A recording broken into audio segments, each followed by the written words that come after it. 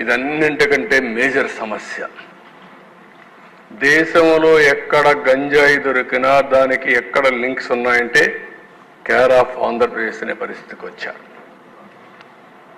రాష్ట్రంలో మారుమూల ఏ గ్రామానికి పోయినా గంజాయి దొరికే పరిస్థితి వచ్చింది. గంజాయి అవుట్లెట్ లేని విలేజ్ కానీ లేకపోతే టౌన్ కానీ గల్లీ కానీ లేని పరిస్థితికి వచ్చింది. ఈరోజు దీనిపైన మనం చూస్తూ ఉంటే ఏదైనా మనం కంట్రోల్ చేయగలుగుతాం, కానీ ఇలాంటి డ్రగ్స్కు అలవాటు పడిపోయిన వాళ్ళని మళ్ళా మామూలు చేయడం చాలా కష్టం. డీ అడిక్షన్ కానీ చాలా ఎఫర్ట్ పెట్టాల్సి వస్తుంది. ఒక్కరోజు నేను అడుగుతున్న ఆనాటి ముఖ్యమంత్రిని, ఒక్కరోజు సమీక్ష చేశారా ఈ విషయాన్ని? ఈరోజు ఈ ప్రభుత్వం చాలా స్పష్టంగా చెప్పాం. ఒక సబ్ కమిటీ వేసాం, కేబినెట్ సబ్ కమిటీ వేసాం, ఒక అఫీషియల్ కమిటీ వేసాం. తెలంగాణ కూడా హామీ ఇచ్చాం, జాయింట్గా పనిచేస్తామని. ఎట్టి పరిస్థితుల్లో ఈ రాష్ట్రంలో ఒక నిర్దిష్ట సమయం పెట్టుకొని ఒక కార్యక్రమం పెట్టుకొని గంజాయి రహిత రాష్ట్రంగా తయారు చేసే వరకు ఈ ప్రభుత్వం ముందుకు పోతాం, చేస్తాం. There is no second thought.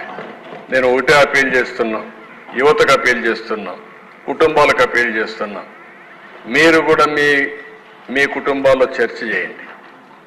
యువత కూడా మీరు ఆలోచించుకోండి. మీ జీవితాలు నాశనం చేసుకోవద్దండి. ఈ ప్రభుత్వం చాలా డిటర్మిన్డ్గా ఉన్నాం.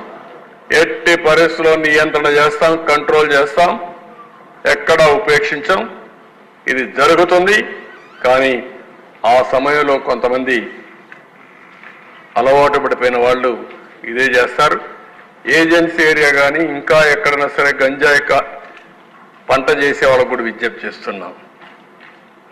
మీకు కష్టాలు ఉన్నాయి, మీ కష్టాల కోసం ఈ పంట చేసి సమాజాన్ని నష్టం చేయడం మంచిది కాదు. వాళ్ళకు ప్రత్యామ్నాయంగా ఏం చేయాలో చేద్దాం.